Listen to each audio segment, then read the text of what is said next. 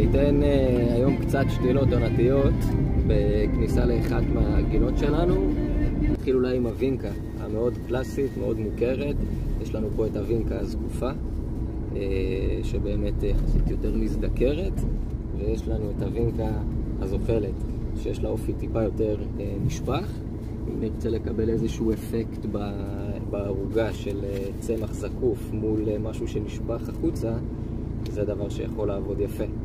הווינקה מאוד חסונה, שורדת יפה את הקיץ, ומאוד מוכרת גם, אני חושב. האחות שלהן זה הווינקה סופרסטאר, פיתוח חדש יחסית בין שנתיים. יכולים לראות שעליה כותרת קצת יותר עדינים למראה, יותר קטנים.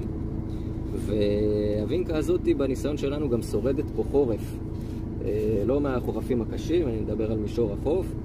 בסך הכל סופר מוצלחת, סופר חזקה, מאוד אוהב את הצמח הזה. והאחרון להיום זה אנג'ולינה, גם כן מתפקדת כעונתי קיצי.